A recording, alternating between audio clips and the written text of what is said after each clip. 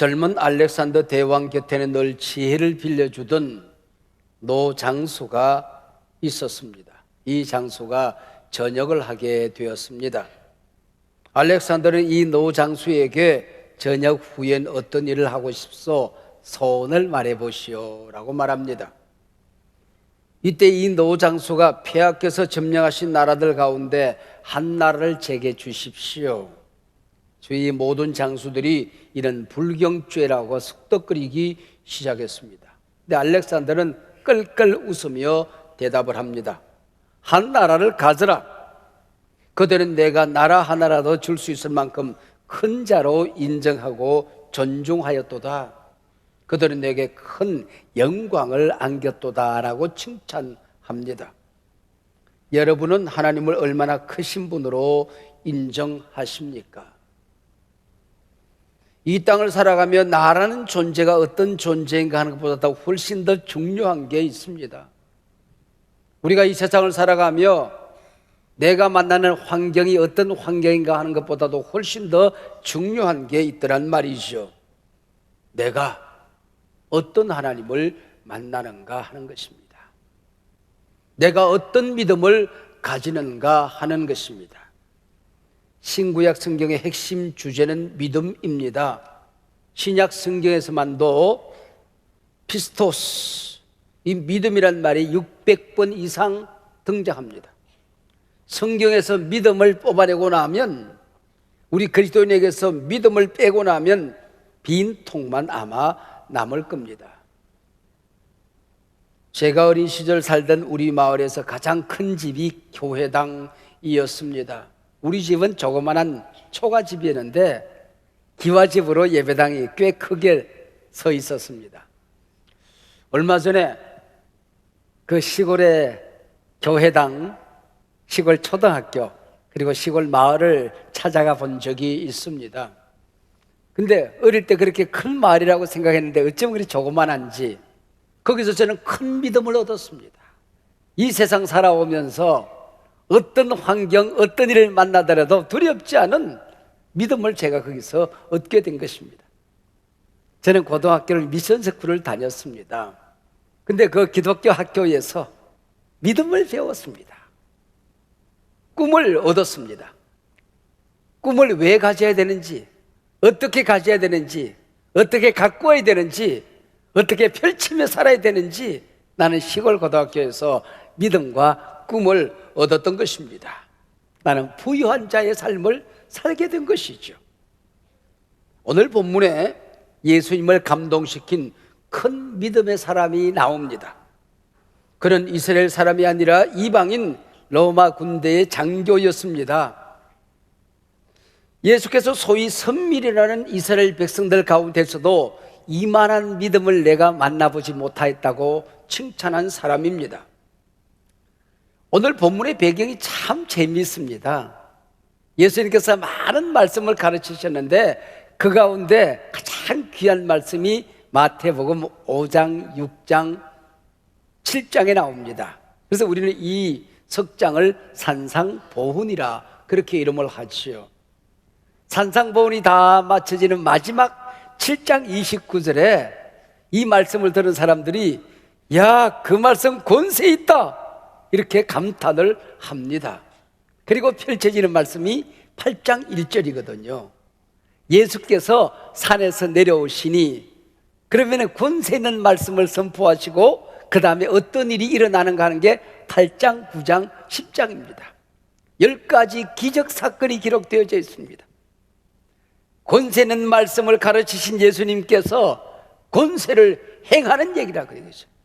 오늘 본문 그 가운데에 마태복음 8장 5절로 13절을 살펴보면 이르되 하는 말이 6번씩이나 나옵니다. 말씀하셨다는 말이 반복적으로 등장한다는 겁니다. 예수님과 백부장의 말씀 나눔, 대화로 가득 차 있는 것입니다. 여러분, 이적 사건과 권세 있는 하나님의 말씀을 연결하는 것입니다. 이게 마태 신학의 균형이요 조화라고 하는 것입니다. 권세 있는 말씀과 권세를 행하심, 말씀과 능력은 나누어지는 것이 아니고 하나다 하는 결론이죠. 바로 가장 잘 이 사실을, 이 마태 신학을 우리에게 보여주는 사건이 오늘 본문의 사건입니다. 예수께서 산에서 내려오십니다. 가버나움이란 마을로 들어가세요. 이때 이 마을 점령군 사령관 로마 군인 백부장이 예수님께 나와 간구합니다. 내 주여, 하인이 중풍병으로 집에 누워 몹시 괴로워합니다. 이방인이 예수님을 랍비, 선생이라 부르지 않고 주님하고 부르는 것은 이례적인 일입니다.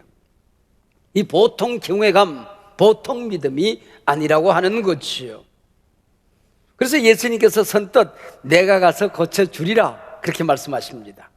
원래 뜻은 의문형으로 되어 있어요. 내가 가서 고쳐주련 그 얘기입니다. 너는 내가 가서 네 하인의 병을 고쳐줄 수 있다고 네가 믿느냐 그 얘기예요. 일종의 감탄사입니다. 내가 가서 고쳐주련 주님이 말씀하십니다. 백부장이 다시 주여라고 부릅니다. 주여, 내 집에 들어오심을 나는 감당하지 못하겠사오니 다만 말씀으로만 하옵소서. 그러면 내 하인이 낫겠나이다. 2000년 세월이 지난 지금 우리가 읽어도 감동적이고 감탄할 만하지 않습니까? 여기서 오늘 설교 제목 말씀만 하옵소서라는 내용이 나오게 되는 겁니다. 예수님은 이 믿음에 놀라십니다. 예수께서 들으시고 놀랍게 여겨 이르시되 이스라엘 중 아무에게서도 이만한 믿음을 보지 못하였도다. 여기 이만한 믿음은 최상급이라는 겁니다. 베스트, 최고라는 거죠.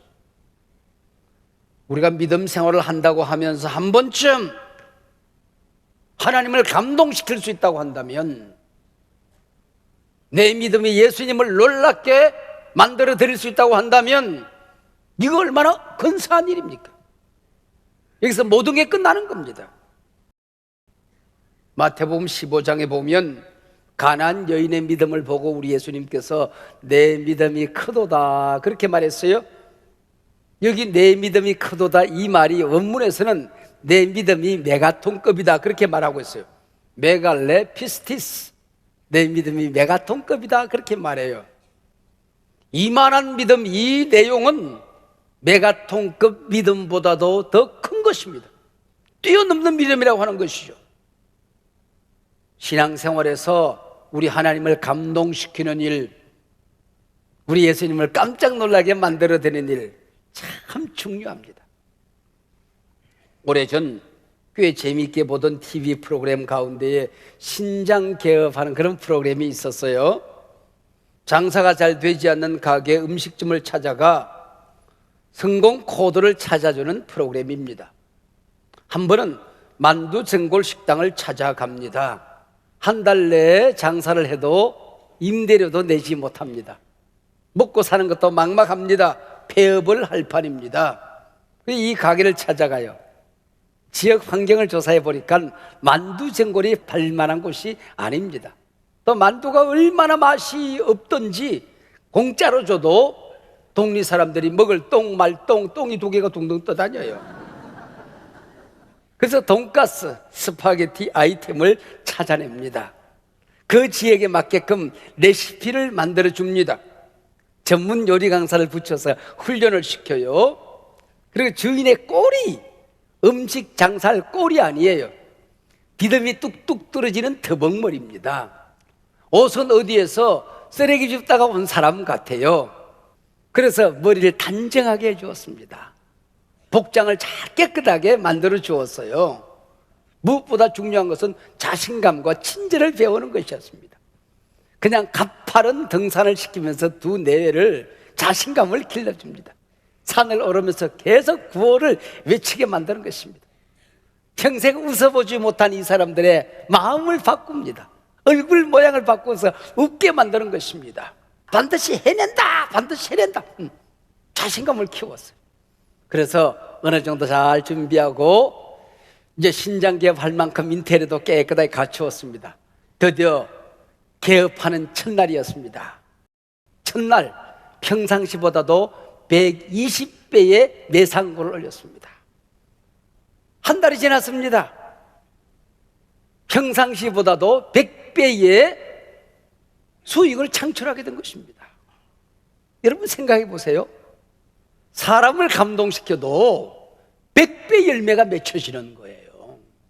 하물며 우리가 하나님을 감동시킬 때에, 하물며 우리 주님을 놀랍게 만들 때에 우리의 삶이 달라지지 않겠습니까? 이적이 일어나지 않겠습니까? 세상을 감동시킬 수 없겠습니까? 역사가 일어납니다.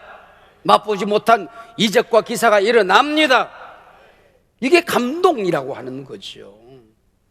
그러면은 예수님을 감동시킨 이만한 믿음은 도대체 어떤 믿음일까요? 인간으로 산다는 것 자체가 고통이죠. 고난이죠.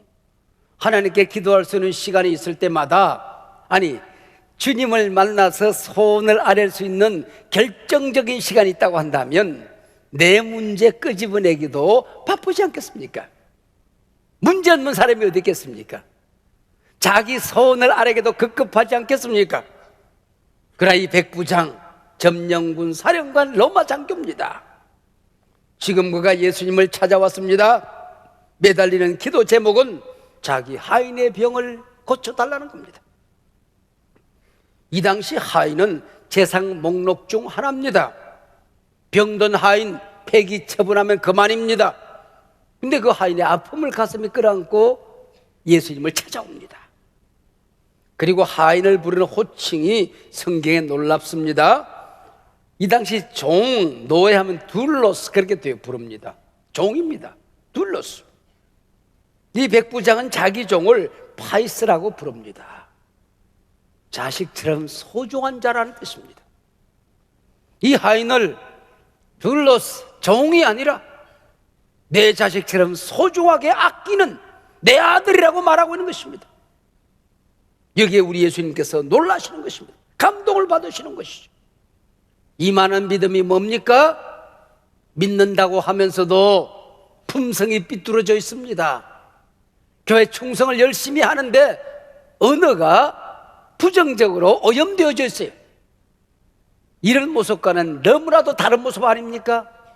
품성이 뒷받침된 믿음을 말하는 것입니다. 이게 예수님을 놀랍게 만드는 겁니다. 하나님을 감동시키는 것입니다. 여러분, 우리가 믿음을 가졌다고 하면서도 인격이 뒷받침되지 않는 믿음, 세상을 감동시킬 수가 없는 것입니다. 일을 하면 할수록 교회 공동체에 상처를 내는 겁니다. 품성이 뒷받침된 믿음이 이 한 해 동안 여러분의 믿음이 되시기를 바랍니다. 이 믿음에 하나님이 감동하실 거예요. 주님이 놀라워하시는 것입니다. 그뿐이 아닙니다.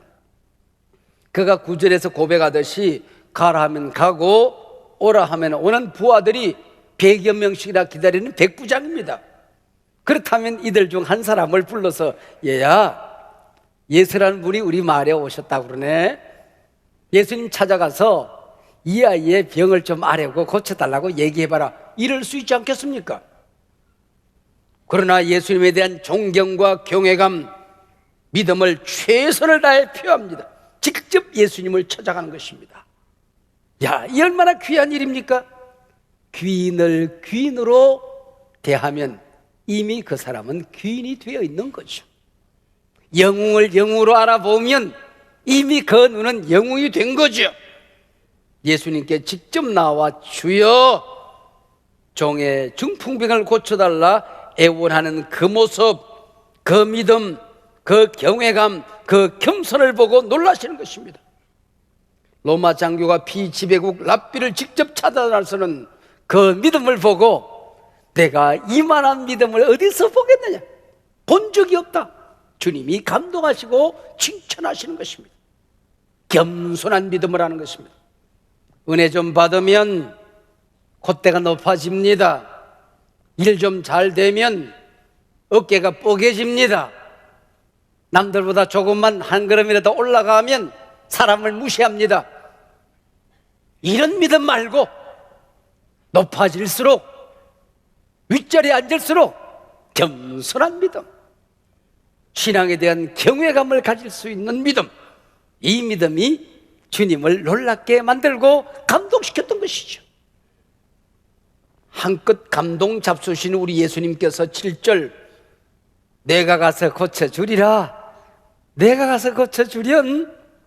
이때 백부장의 태도를 보세요. 8절 백부장이 대답하여 이르되 주여 내 집에 들어오심을 나는 감당하지 못하겠사오니 다만 말씀으로만 하옵소서. 그러면 내 하인이 낫겠사옵나이다. 이것이 점령군 장교가 피점령민족 무명랍비를 대하는 태도입니다. 예수님을 병 고치는 명의 정도로 생각했다면 당연히 왕진을 요구했겠지요.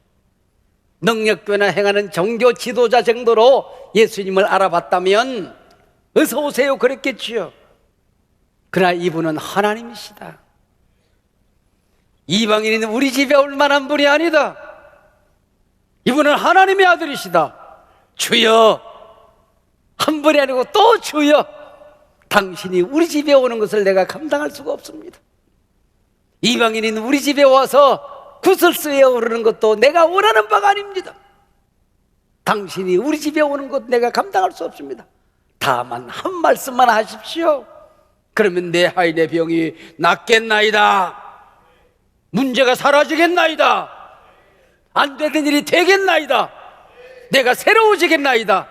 내 환경이 변화되겠나이다. 이 시대가 달라지겠나이다. 오늘 예수님이 놀란 이만한 믿음의 클라이막스는 8절 다만 말씀만 하옵소서에 있습니다. 원문의 뜻은 단지 한 말씀만 하십시오 그렇게 되어 있습니다. 여러 말씀 하실 것 없습니다. 우리 예수님 한 말씀이면 모든 게 끝납니다. 그 얘기. 오고 가실 것도 없습니다. 이 자리에서 말씀만 하시면 모든 게 끝납니다. 그 얘기입니다.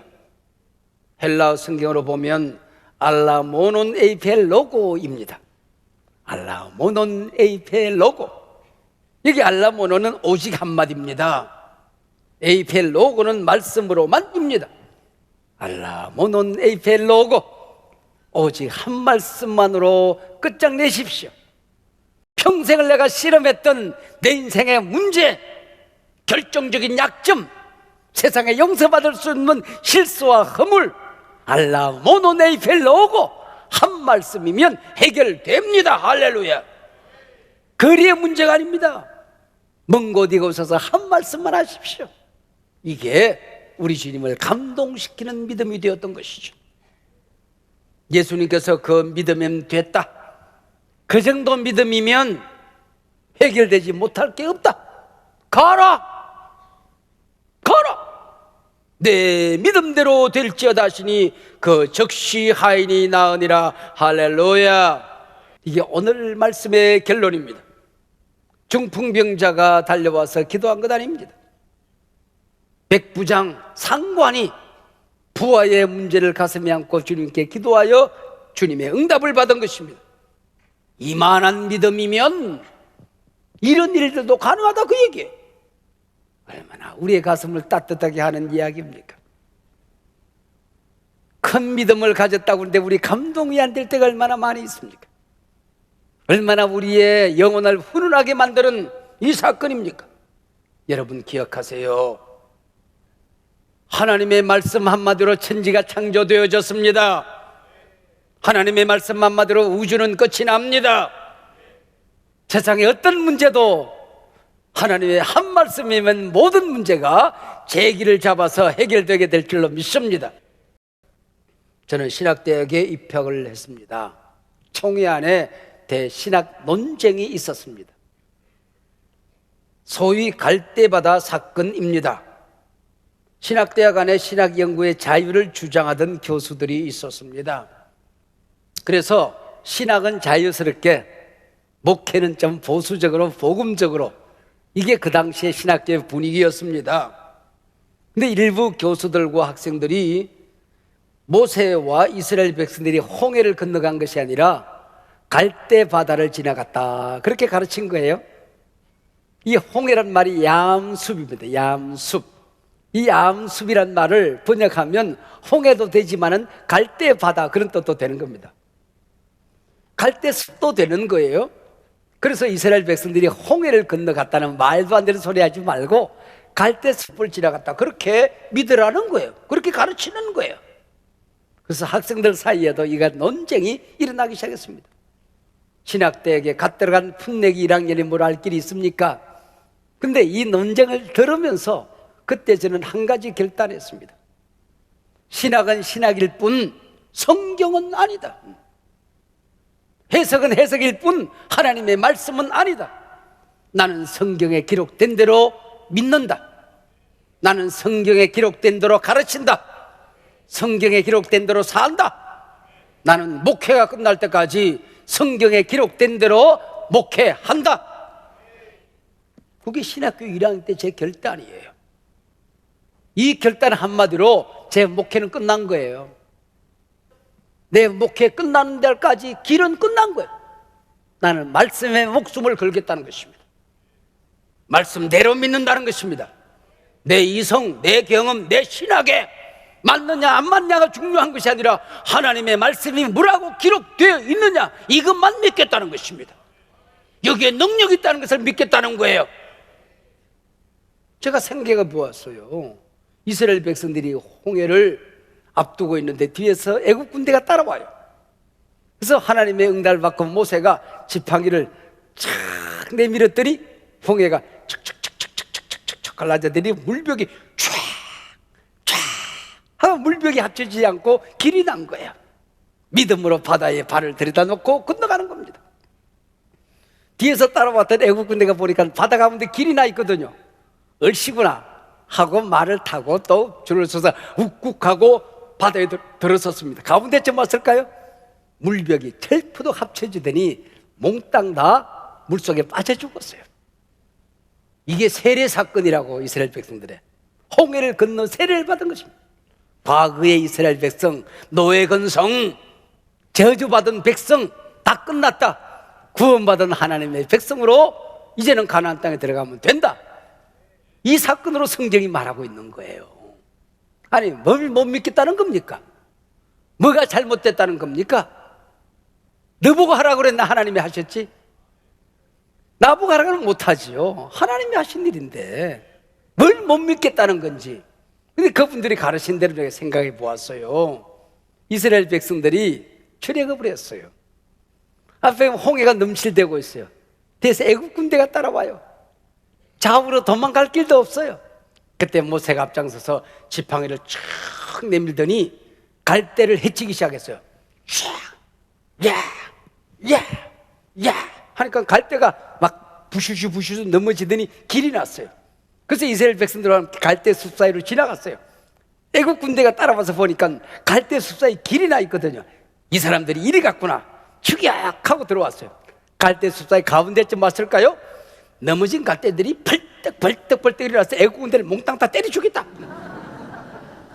그 당시에 제가 안 믿으려고 하니까 더 큰 기적이 일어나더라니까. 네? 기적을 안 믿으려고 하니까 더 큰 기적이 일어나는 거예요, 여러분. 여러분, 말씀대로 믿는 겁니다. 할 수 있거든이 무슨 말이냐? 믿는 자에게 능치 못함이 없느니라. 내게 능력 주시는 자 안에서 능치 못함이 없느니라. 너희에게 믿음이 있고 너희 말하는 것이 이룰 줄로 믿으면은 이 산을 명하여 바다에 던지려 하여도 그대로 될 것이니라. 내가 진실로 너희에게 이르노니 나를 믿는 자는 내가 했던 일을 그들도 행할 것이요 이보다 더 큰 일도 하리라. 할렐루야. 우리 주님이 한 말씀 하시면 모든 문제는 해결되어집니다. 안 된 일은 됩니다. 변화는 일어납니다. 가정은 새로워집니다. 공동체는 새로워집니다. 시대와 역사는 달라집니다. 오직 한 말씀만 하옵소서.